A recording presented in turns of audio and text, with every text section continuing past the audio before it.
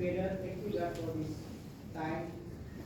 We have opportunity together, be together to worship you, to praise you, to listen your word, and to bring our praise.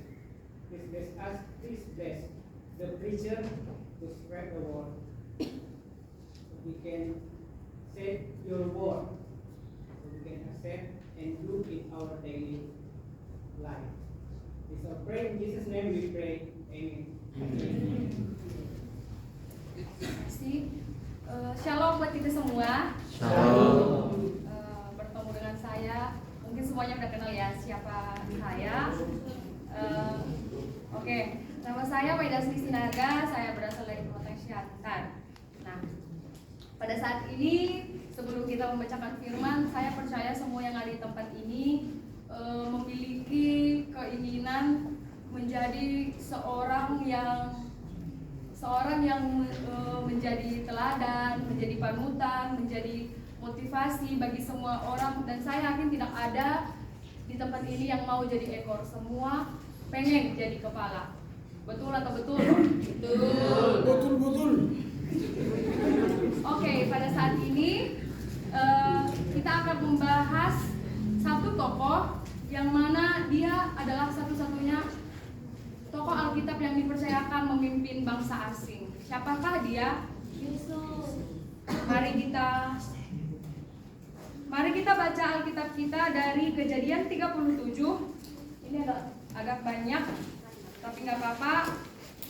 Kejadian pasal 37 ayat 2 sampai 4, kemudian dilanjutkan ayat 11 sampai 12, ayat 20 sampai 24, dan ayat 26 sampai 28. Mantap.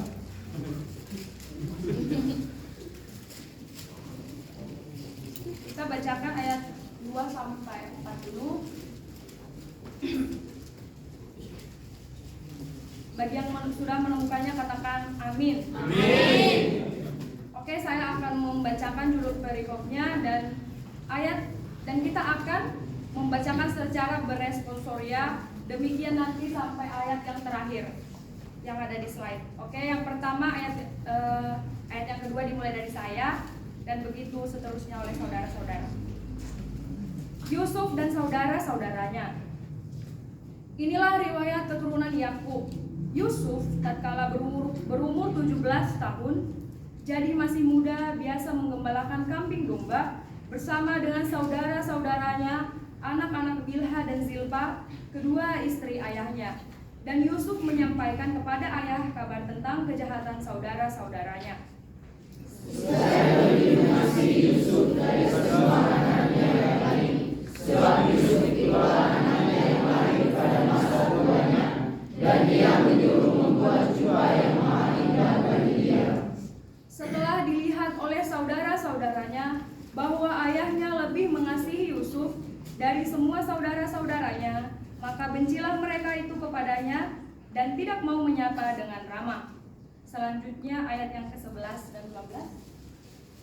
Maka saudara-saudaranya kepadanya, tetapi ayahnya menyimpan hal itu dalam hatinya. Ayat yang ke-12. Yusuf dijual ke tanah Mesir. Pada suatu kali pergilah saudara-saudaranya menggembalakan kambing domba ayahnya dekat Sikem. Sekarang ayat yang 20 sampai 24. Sekarang kita bunuh dia dan kita lemparkan ke dalam salah satu sumur ini. Lalu kita katakan, seekor binatang buas telah mendengarnya, dan kita akan lihat nanti bagaimana jadinya mimpinya itu. 21. Ketika Ruben mendengar hal ini, ia ingin melepaskan Yusuf dari tangan mereka. Sebab itu katanya, janganlah kita bunuh dia. Lagi kata Ruben kepada mereka, janganlah tumpahkan darah, lemparkanlah dia ke dalam sumur yang ada di padang gurun ini, tetapi janganlah apa-apakan dia. Maksudnya, melepaskan Yusuf dari tangan mereka dan membawanya kembali kepada ayahnya. Ayat yang ke-23. Baru saja Yusuf sampai kepada saudara-saudaranya, mereka pun menanggalkan jubah Yusuf, jubah maha indah yang dipakainya itu. dan mereka membawa dia dan melemparkan dia ke dalam sumur. Sumur itu kosong, tidak berair. Ayat 26 sampai 28. Saya akan bacakan ayat 26. Lalu kata Yehuda kepada saudara-saudaranya itu, apakah untungnya kalau kita membunuh adik kita itu dan menyembuhkan darahnya? Marilah kita jual dia kepada orang Ismail ini, tetapi janganlah kita apa-apakan dia, karena ia saudara kita, darah daging kita, dan saudara-saudaranya yang mendengarkan perkataannya itu. Ayat 28 kita bacakan bersama-sama 1, 2, 3 ya. Ketika ada saudara-saudara Midian lewat, Yusuf diangkat ke atas dari dalam sumur itu, kemudian dijual kepada orang Ismail itu dengan harga 20 shikal perak. Lalu Yusuf dibawa mereka ke Mesir. Amin. Demikian firman Tuhan. Saya beri judul untuk nats pada hari ini yaitu proses for progress. Nah, kenapa saya buat judul ini? Karena sebelumnya proses for progress artinya yaitu proses untuk maju. Jadi setiap proses yang kita hadapi ini akan membuat kita maju. Tapi maju ini terkadang bisa digolongkan ke dalam dua hal ya. Kadang ada untuk maju ke negatif, ada yang beranggapan maju itu ke hal positif. Tapi kali ini kita membahas untuk proses for progress yang positif. Nah, kenapa saya buat for progress? Karena saya percaya tidak akan ada progres tanpa proses. Jadi kita melihat contohnya sekarang seperti Jokowi, kita lihat dia sekarang menjadi presiden 2 kali periode. Saya percaya semuanya butuh proses, tidak ada yang instan dan kebanyakan orang-orang yang sukses adalah orang-orang yang sudah tahan banting dalam setiap prosesnya, sehingga ketika ia setia, ia dapat mendapatkan suatu progres yang mana itu akan membawa dia ke atas. Lanjut. Yusuf dalam bahasa Ibrani ditulis Yasef, artinya Allah menambahkan. Oleh karena itu arti nama Yusuf atau Yosef adalah Yehova telah menambahkan lagi, yaitu anak laki-laki. Dan ini saya dapat dari Google. Tetapi setelah saya telusuri, Yehova menambahkan ternyata kurang tepat, karena dalam bahasa Inggris kata tambah dibedakan menjadi dua, yaitu add dan increase. Add adalah tambah ataupun menambahkan, increase yaitu meningkat atau meningkatkan. Apa bedanya? Jadi seperti ini. Jika bertambah belum tentu meningkat. Nah, kalau meningkat sudah pasti bertambah. Contohnya uang rekening kita bisa bertambah, tapi apakah rohani kita bisa meningkat? Belum tentu. Nah, jadi arti nama Yusuf adalah Tuhan meningkatkan, Tuhan Allah meningkatkan. Fakta tentang Yusuf ini adalah kesayangan papanya. Dia adalah anak emas dari semua saudara-saudaranya. Ayahnya lebih mengasihi dia, karena Yusuf ini lahir ketika Yakub ayahnya sudah tua. Jadi dia tidak mau, karena biasanya nih kalau kita punya adik, dia lebih merasakan kasih sayang lebih sedikit karena orang tua kita semakin tua. Tetapi saudara-saudaranya tidak memperkenankan itu. Mereka tidak suka karena papanya itu lebih sayang kepada Yusuf, sehingga mereka saudara-saudaranya tidak menyukai dia, tidak mau menyapa dengan ramah, karena dia selalu menjadi anak emas.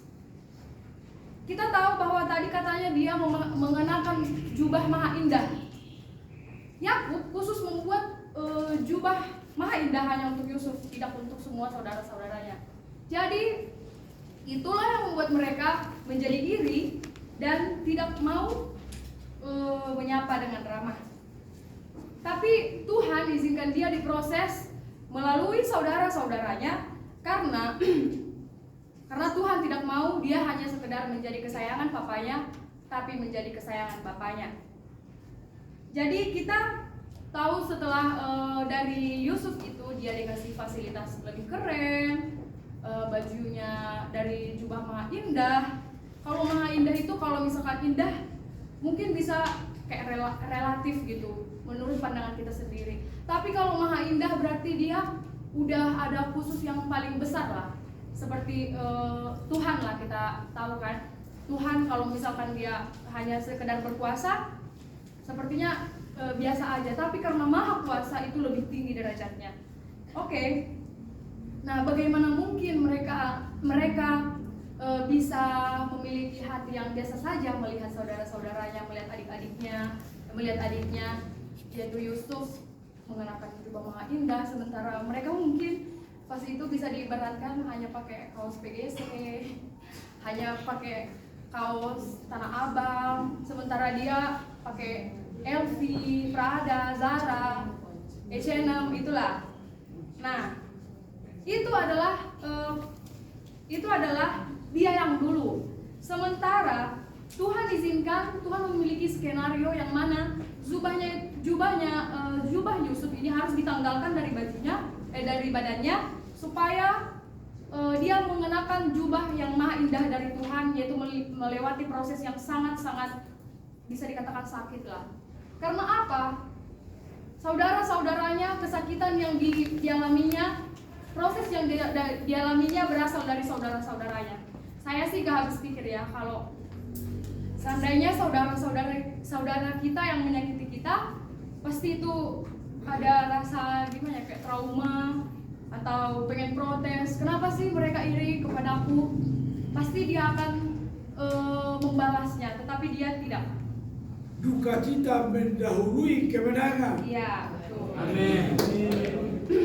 Nah, di rumah dia pakai jubah indah papanya. Apa yang Tuhan lakukan? Tuhan mau proses dia menjadi kesayangan Tuhan, bukan sekedar kesayangan papa. Kalau kesayangan manusia belum tentu menjadi kesayangan Tuhan. Tapi kalau kita di tempat ini, saya yakin ingin menjadi kesayangan Tuhan, bukan manusia. Amin. Jadi saya mau kasih tahu bahwa jangan pernah membangun iman kita hanya karena berkat, karena mukjizat.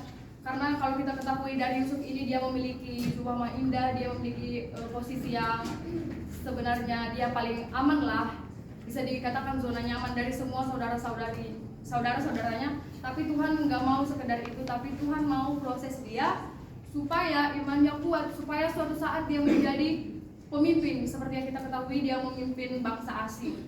Jadi prosesnya ini tidaklah mudah. Dia menjadi pemimpin asing, tapi prosesnya itu sangat susah. Karena menurut saya, jika kita membangun iman dari sekedar berkat yang kita terima atau mukjizat yang menurut kita ada buat kita, itu tak akan pernah kuat. Kenapa saya katakan begitu? Kita mengetahui bahwa Yesus memberi makan 5.000 orang. Tapi di mana mereka ketika Yesus disalibkan? Di mana Lazarus? Di mana Bartimeus dan lain-lain? Hanya Maria Magdalena, ex pelacur, yang setia kepada Tuhan sampai Yesus disalibkan. Oke, saudara-saudari,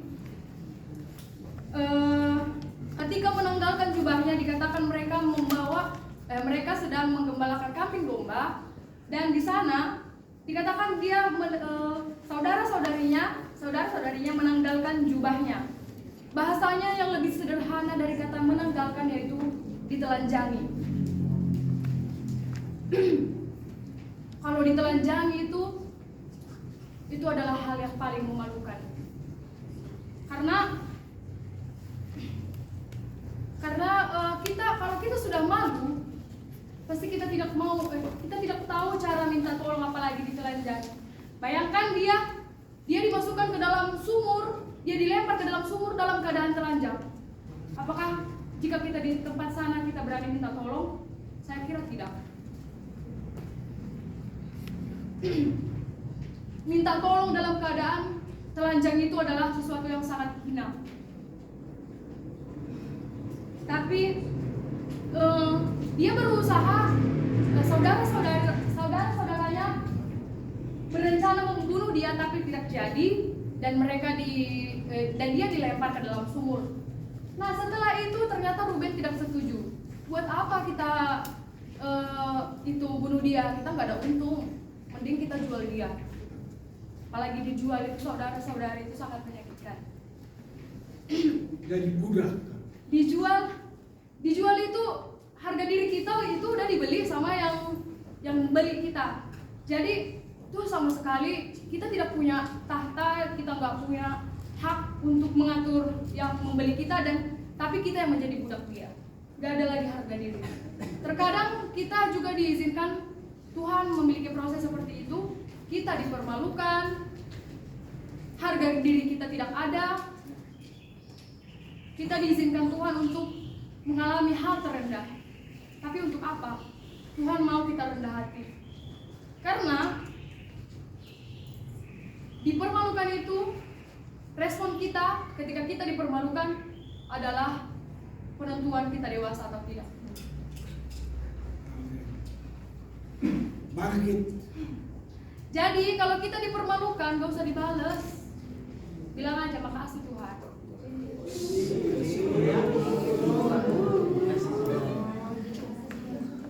Kasih Tuhan, ternyata langsung gak apa-apa, kita berhayal aja. Kayaknya aku nanti jadi Yusuf deh. Kok sering banget dipermalukan? Kayaknya saya bakal jadi orang tertinggi nanti di sini. Gak apa-apa. Bukan untuk sombong, tapi untuk motivasi, oke? Betul. Lalu yang berikutnya, lanjut. Saya teringat akan Daud ketika membahas Yusuf karena dia adalah seorang raja juga. Tetapi sebelum jadi raja, dia adalah seorang gembala. Dan gembalanya itu enggak beribu-ribu, hanya 2-3 saja. Padahal ya, Isa itu adalah anak orang kaya. Bisa saja dia memberi 2.000 ekor, dia kasih 10.000 ekor. Tapi apa yang dilakukan Daud? Dia tidak protes. Dia nggak bilang, Papa, kok yang dikasih cuma 2-3 ekor? Kan Papa kaya, apaan sih? Kayak aku ini bukan anak Papa gitu. Tapi dia tidak protes. Bahkan dia setia dalam perkara kecil. Dia rawat kambing domba. Karena dia tahu kalau dia memiliki kesetiaan dalam mengurus kambing dombanya itu, dia akan dipercayakan dalam perkara besar. Bagaimana kita bisa mengalami perkara besar kalau perkara kecil saja kita bisa dipercaya? Nah, dia juga tidak mengeluh dan dia pemberani. Saudara tahu, sebelum dia mengalahkan Goliat, dia berkata kepada Saul, Tuanku, hambamu ini terbiasa menggembalakan 2-3 ekor kambing domba. Tetapi kalau ada singa yang ingin menerkam, akan kutarik dia, hamba tarik janggutnya dan hamba bunuh dia. Sebenarnya sih kalau saya cuma punya kambing domba 2-3, kalau saya lihat di depan saya singa, makan tuh kambing, ngapain saya pertahanin 2 kambing terus saya mati? Tapi ini bukan soal itu, ini tentang kepercayaan yang diberikan kepada kita dan kita setia melakukannya. Selanjutnya, Yusuf. Kembali kepada Yusuf. Yusuf seorang anak emas papanya diizinkan mengalami proses dari Tuhan. Tuhan gak mau Yesus sekedar kesayangan papanya, tapi Yusuf, yang Tuhan mau Yusuf menjadi kesayangan bapaknya. Jubah mana indah pemberian papanya diizinkan Tuhan. Tuhan tanggalkan, diizinkan Tuhan untuk ditanggalkan, karena itu adalah cara terbaik agar Yusuf mendapatkan jubah pemberian Tuhan. Saudara tahu dia dari situ tanpa diketahui oleh saudara-saudaranya dia menjadi pemimpin bangsa asing. Sebelumnya itu kenapa mereka iri? Karena Yusuf mengatakan kepada saudara-saudaranya kalau dia mimpi, apa katanya? 11 bintang menyembah dia. Tapi saudara-saudaranya nggak terima. Mungkin kalau bahas sederhananya, sok banget masa kita nyembah dia kan adik kita. Ya udah kita bunuh aja dia, biar tahu dia gimana rasanya mimpinya itu, gimana jadi mimpinya itu. Mereka nggak tahu itu proses Tuhan. Itu adalah cara Tuhan biar mereka yang sesungguhnya yang merasakan kelaparan ketika dia jadi raja, mereka memang datang kepada Yusuf. Lalu selanjutnya, ketika diproses Tuhan, Yusuf tidak protes. Seperti yang saya katakan tadi, respon kita ketika kita dipermalukan itu adalah menentukan kita dewasa atau tidak. Dan proses itu akan menjadikan kita rendah hati. Ketika Yusuf sudah ditelanjangi, dijual, berencana dibunuh, dia tidak sombong ketika dia menjadi raja. Karena dia sudah terbiasa mengalami proses yang sakit. Saya pernah berpikir begini, kenapa sih orang tua saya itu nggak orang berada aja?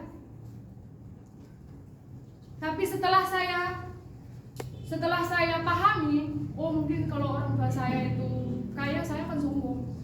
Saya nggak bakal tahu gimana proses yang saat ini yang saya rasakan. Itu tidak akan menjadikan saya dewasa, tidak akan menjadikan saya mandiri. Jadi kalau kita diizinkan Tuhan, orang tua kita itu susah, itu adalah sebagian dari proses kita. Amin.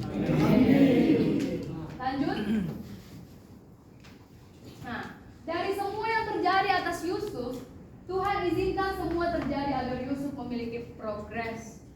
Kesayangan manusia belum tentu kesayangan Tuhan, dan Tuhan mau jadi kesayangan Yusuf, jadi kesayangannya. Nah, ini dia proses Yusuf sebelum jadi pemimpin. Dia ditelanjangi, dipermalukan, dijual, difitnah, dipenjara, dan dia jadi pemimpin. Awalnya setelah yang dijual, dia juga sempat difitnah oleh, ada yang tahu? Ya, betul, istri Potifar. Tapi itu tidak membuat dia menjadi.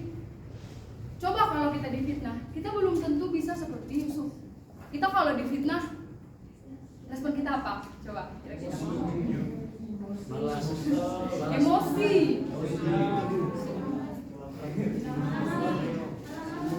Marah-marah. Terima. Terima kasih Tuhan. Ya, bisa juga dendam. Serius.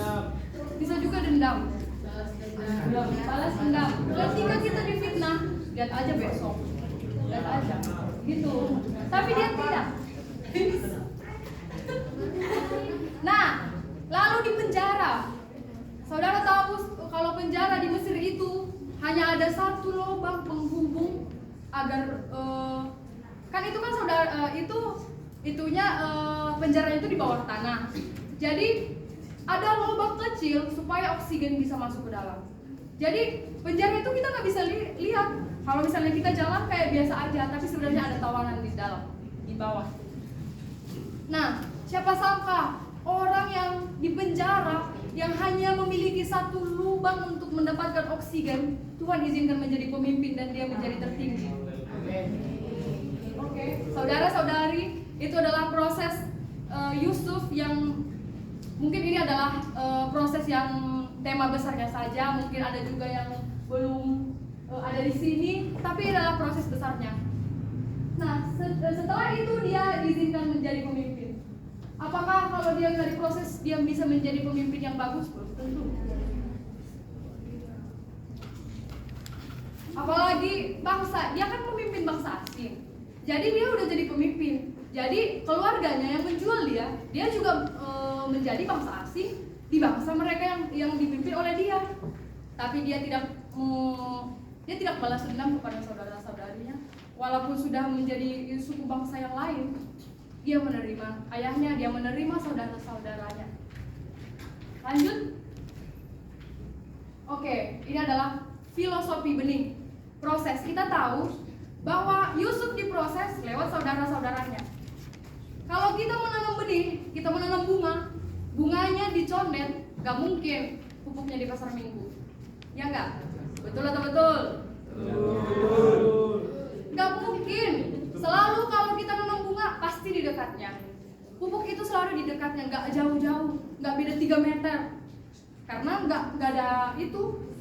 Nggak ada efek. Ya, gak ada efek. Tapi kalau kita bisa lihat lagi, Tuhan Yesus disalibkan lewat Yudas, orang yang di dekatnya. Dia nggak buat Tuhan nggak buat Yesus itu disalibkan lewat orang yang jauh, selalu yang dekat. Jadi kalau kita sedang diproses Tuhan lewat orang-orang di sekitar kita, itu merupakan proses. Itu adalah pupuk buat kita. Karena kalau kita disayangi semua orang, kita menjadi lembek. Betul atau betul? Kalau kita tidak disukai orang, kita menjadi pupuk. Bagaimana kalau kita bisa berbuat benar? Bagaimana kita tidak hanya menyenangkan orang, kita berusaha menjadi benih yang subur. Dan pupuk itu kita harus berterima kasih kepada pupuk. Jadi berterima kasihlah kalau ada orang yang tidak menyukai Anda. Menyukai saudara. Berterima kasihlah karena itu merupakan pupuk. Terima kasih saudara. I'm sorry. Oke, saya mau kita bersama-sama membacakan ini. Oke, dalam hitungan 3 kita sama-sama bacakan. 1, 2, 3. Kalau kita menanam benih, tidak ada pupuk terbaik selain kotoran. Kalau orang menempatkan kotoran, gak usah dibalas. Karena kotoran yang mereka letakkan akan menjadi pupuk yang Amin. Demikian firman Tuhan, saya minta. Demikian firman Tuhan, saya minta persediaan siapa ya? Jimmy, bawa kita dalam doa. Kita bersatu dalam doa. Tuhan, terima kasih, kami bersyukur Bapak telah mendengarkan firman-Mu pada saat ini Bapak. Bapak yang baik, segala apa yang kami dengar Bapak, biarlah kami tanamkan di hati pikiran kami Bapak. Bapak yang baik, Engkau berkati hamba-Mu Bapak yang telah menyampaikan firman-Mu pada saat ini Bapak. Engkau berkati dia Bapak, Engkau berikan dia damai sejahtera Bapak, kesehatan. Terus tambah-tambahkan hikmat dalam kehidupannya Bapak. Inilah doa kami Bapak. Kami serahkan ke dalam tangan-Mu. Amin. Saya serahkan kepada-Mu.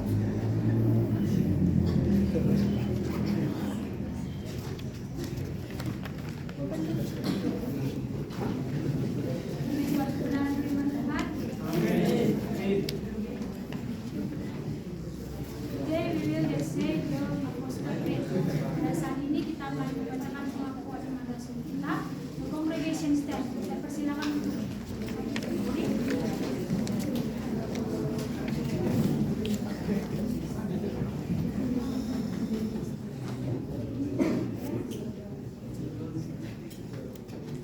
Pengakuan iman rasul 1, 2, 3. I believe in God, Father Almighty, Creator in heaven and earth. I believe in Jesus Christ, His only Son, our Lord, who was conceived by the Holy Spirit, born of the Virgin Mary, suffered under Pontius Pilate, was crucified, died, and resurrected. He descended into the dead. On the third day, He rose again. He ascended into heaven. He is seated at the right hand of the Father.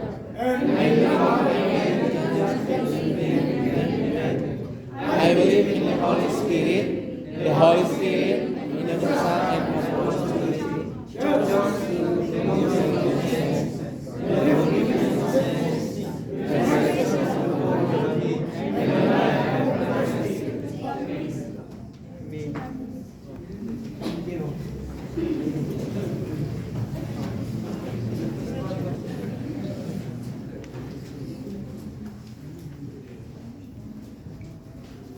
At this time, we will make offering to the servant who are welcome. Pada saat ini kita akan memberikan persembahan kepada petugas.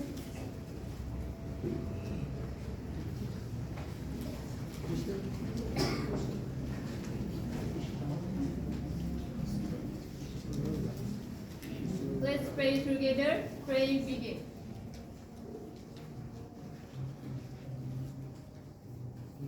Lord, the time has come for us to collect our offerings. God bless our offerings, and your name will be increasingly glorified in the name of the Lord Jesus. Amen. Amen. Let us sing some of praise that say, He is so good to you.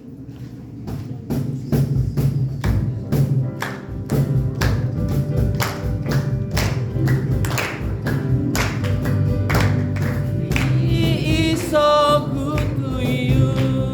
He is so good to me.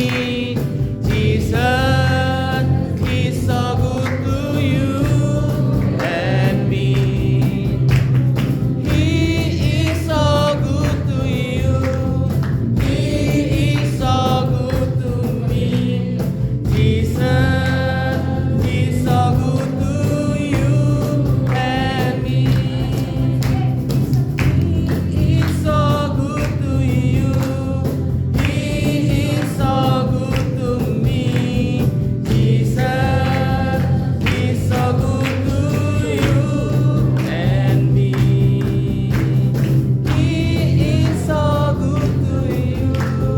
He is so good to me. Jesus is so good to you and me. He is so good to you. He is so good to me. Jesus is so good to you and me. So good to you.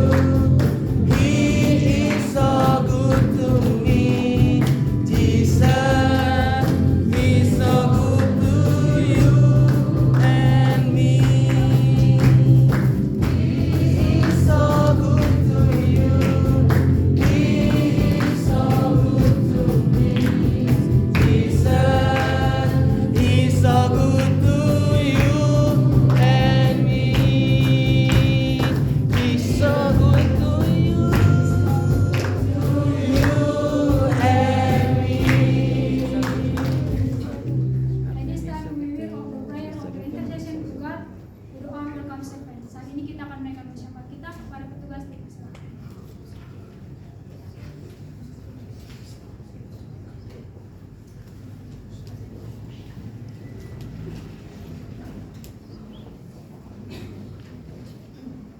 Let's pray together. Thanks God for time. Thanks God for the time and opportunity that God still give us. At least the time we come to pray for our nation and country Indonesia. Pray for the leaders to be given help, strength and firm for God so they can carry out their responsibility properly. We also pray for the economy of our country. May God restore the point. We also pray for PT Santosa Sijaya. May God bless us so that every tender that is carried out can be successful because of God's help. We also pray for the female employees who work at PT Santosa Sijaya. May God give them health and strength so that they can carry out their duties with full responsibility. We also pray, O Lord Jesus, for STT IKSM Santosa. May God bless the lecturers, students, and staff who work at STT IKSM so that they can carry out their duties properly. Also bless their family wherever they are. We also pray for the students at STT IKSM. May God give the time, help, intelligence, and wisdom so they can carry out the assessment given by the lecturers. We also continue to pray for our family wherever they are. My God give them help and bless every work they do. We also continue to pray for people out there who are still in need.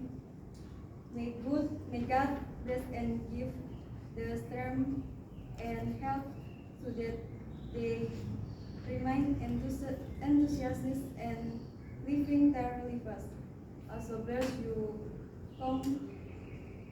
congregation who are present in the place. Thank you, God. This is our prayer and hope. We believe and trust every prayer we have and confident God will answer as God exactly at the time God has determined. Amen. Kepada kita semua, dipersilakan bangkit berdiri. Conclude our prayer with the prayer of our Father Bruce. Our Father in heaven, hallowed be thy name. The kingdom come, the will be done on earth. Give us our daily bread, and give us our sins, and forgive us our sins. And lead us into temptation, but But we will want for for the us kingdom and the power and glory. Amen.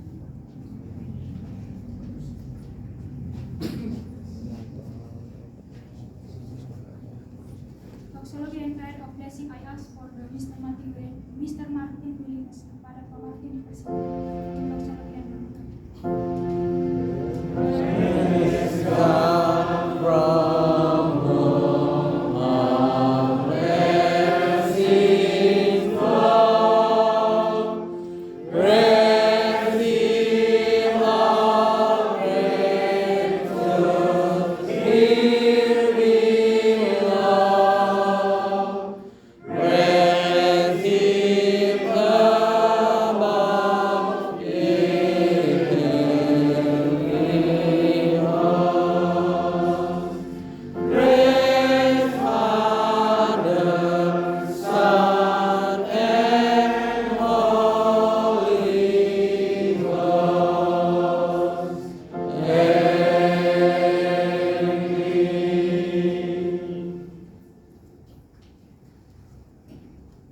Brother and sister, the congregation of the Lord, before we end this service,